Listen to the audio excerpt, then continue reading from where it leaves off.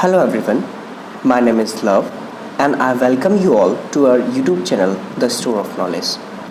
दोस्तों, आज हम आपके लिए एक कविता लेकर आए हैं जो सर हेनरी बॉटन ने लिखी है और जिसका टाइटल है character of a happy life. दोस्तों, सबसे पहले मैं आपको एक दो बातें कविता और कवि के बारे में बताना चाहूँगा ताकि आपको कविता को समझने में आसानी हो। दोस्तों, सर हेनरी बॉटन जो है वो एक इंग्लिश कवि थे और इनका जो जन्म है वो 1568 में हुआ था, यानी 1568 में हुआ था। और इनका जो जीवन काल है वो 1568 से लेकर के 1639 तक का रहा, के बीच में रहा। ठीक है। और आप जानते हैं, जैसा कि मैं आपको पहले बता भी चुका हूँ, कि भाषा जो है एक बहती हुई नदी की तरह से होती है जो समय समय पर अपना रूप बदलती रहती है। तो इस कविता में आपको बहुत सारे ऐसे शब्द मिलेंगे जो आज के ज़माने में यूज़ नहीं होते, यानी आजकल की डिक्शनरी में आपको वो नहीं मिलेंगे, क्योंकि पहले ज़माने में वो यूज़ होते थे लेकिन अब उनका यूज़ नहीं है या फिर वो चलन से हट गए हैं। जैसे कि ये कविता है, इसमें आपको जो पहला शब्द मिलेगा वो मिलेगा मोस्टली जो वर्ड ज़्यादातर कविताओं में जो यूज़ होता है वो शब्द है आपका डथ। अब आप डथ को, ये जो आपके सामने वर्ड लिखा हुआ है डथ, इसको आप डिक्शनरी में सर्च करने की कोशिश करोगे तो ये आपको डिक्शनरी में नहीं मिलेगा। You know why? बिकॉज आज के ज़माने में ये कन्वर्ट हो गया है किस शब्द में? डज में। पहले ये डथ होता था लेकिन आज इसका यूज़ जो है वो डज के रूप में होता है। इसी तरह अगला वर्ड है हमारा हैथ। जो हैथ लिखा हुआ है इसका यूज़ होता है हैज़ के रूप में। ठीक है। और जो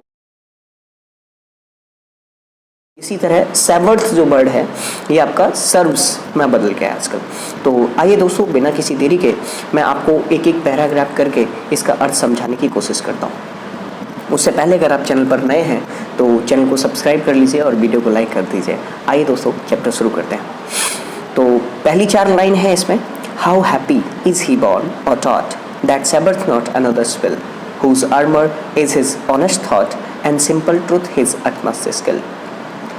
इसका अर्थ ये है दोस्तों कि कवि कहना चाहते हैं, जो सर हेनरी बॉटन है वो कहना चाहते हैं कि वह व्यक्ति कितना खुश है जो पैदा हुआ है और उसे ज्ञात है कि उसे दूसरों की इच्छाओं के अनुसार कार्य नहीं करना है।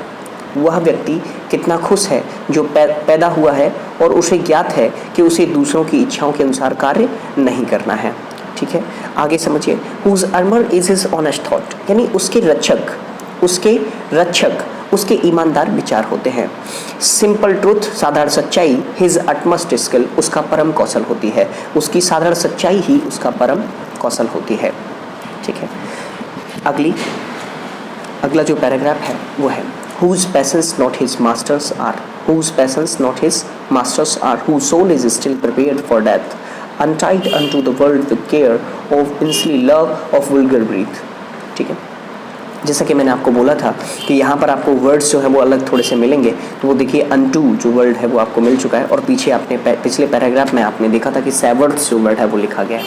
तो दोस्तों, इन जो 4 लाइनें हैं इनका अर्थ क्या है कि whose passions not his masters are, यानी ऐसा व्यक्ति बहुत प्रसन्न होता है जो अपनी बुरी आदतों का गुलाम नहीं होता, जो अपनी बुरी आदतों का जिसकी बुरी आदतें उसकी स्वामी नहीं होती।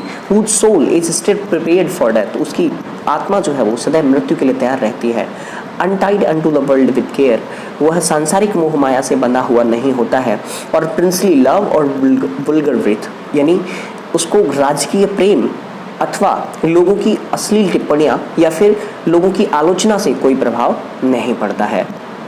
अगला पैराग्राफ है Who hath। देखिए दोस्तों, फिर से वही शब्द आ गया हैथ। इसको आप समझ सकते हैं, हैड से आज के ज़माने में यूज़ होता है।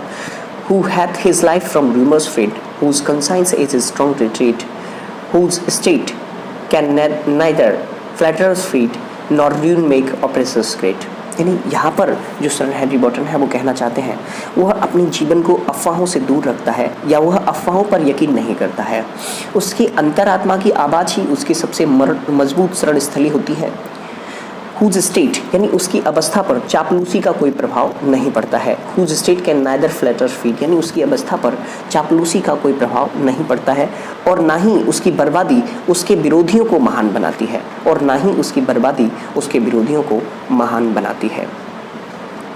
Next, who envies none whom chance does rage। ये फिर से देख लीजिए आप इस वर्ड को, डज दट जो लिखा हुआ है इसका मतलब डज से है, ठीक है। तो देखें, who envies none whom chance does raise, यानी वह ऐसे लोगों से भी नफरत नहीं करता जो मौके का फ़ायदा उठाकर ऊपर उठे होते हैं या अमीर बने होते हैं। नॉर वाइस, और ना ही वो दुष्ट है या ना ही वो पाप की भावना रखता है। हु नेवर अंडरस्टैंड, उन लोगों के प्रति who never understood how deepest walls are given with press, कि चापलूसी से कितने गहरे जख्म दिए जा सकते हैं, जो ये बात कभी नहीं समझते, यानी चापलूसी करके धोखा देते हैं, उन लोगों से भी वो नफरत कभी भी नहीं करता या उन लोगों के प्रति भी वो दुष्ट नहीं होता। नॉर रूल्स ऑफ स्टेट, यानी वह किसी राज्य के नियमों को नहीं मानता या संसार के नियमों को नहीं मानता, बट रूल्स ऑफ गुड, लेकिन वो अच्छाई के नियमों को ज़रूर मानता है। Who God does lead an early prey, more of his grace than gives to let, who entertains the harmless day with a well-chosen book or friend। यानी यहाँ पर जो सर हेनरी वॉटन है वो कहना चाहते हैं who God does lead an early prey, जो ईश्वर की देर सवेर पूजा करता है, more of his grace than gifts to let, यानी और पूजा भी वो इसलिए करता है ताकि ईश्वर से उपहार की अपेक्षा ईश्वर की कृपा बनी रहे, यानी ईश्वर की वो पूजा इसलिए करता है ताकि ईश्वर की कृपा बनी रहे, ना कि इसलिए कि ईश्वर मुझे उपहार दे दें या मुझे वरदान दे दें, ठीक है। Who entertains the harmless day, वह अपना दिन बिना किसी नुकसान के व्यतीत करता है, हानि रहित दिन व्यतीत करता है, with a well chosen book और फ्रेंड, यानी अच्छी किताबों और अच्छे दोस्तों के साथ, अच्छी किताबों और अच्छे दोस्तों के साथ वह अपना दिन बिना किसी नुकसान के व्यतीत करता है। ओके, अगला पैराग्राफ देखिए दोस्तों, अगला है, this man is free from survivance of hope to rise और fear to fall, of lord of himself though not of lands, and having nothing he hath all. यहाँ पर ये अंतिम पैराग्राफ है और जो सर हेनरी वॉटन है वो बहुत कुछ कहने की कोशिश करते हैं, जैसे this man is free from survivance, यह आदमी गुलामी की जंजीरों से मुक्त होता है, यह आदमी गुलामी की जंजीरों से मुक्त होता है। ऑफ होप टू राइज, उसे ना तो उठने की उम्मीद होती है, और फियर टू फॉल, और ना ही गिरने का भय होता है, उसे ना तो उठने की उम्मीद होती है और ना ही गिरने का भय होता है। लॉर्ड ऑफ हिमसेल्फ, यह व्यक्ति खुद का मालिक होता है, दो नॉट ऑफ लैंड्स, भले ही उसके पास ज़मीन नहीं होती, लेकिन वो खुद का मालिक होता है। And having nothing he has all, यानी कुछ ना होते हुए भी उसके पास सब कुछ होता है, ठीक है जी। तो ये आपकी पोइम थी जो आपने समझी, बहुत ही अच्छी कविता है। अगर आपको कविता अच्छी लगी तो आप कमेंट करके ज़रूर बताएं, प्लीज़ वीडियो को लाइक ज़रूर करें। अगर आप चैनल पर नए हैं तो चैनल को सब्सक्राइब कर लीजिए और इसको लाइक करें और दोस्तों के साथ में शेयर भी करें, सब्सक्राइब करें।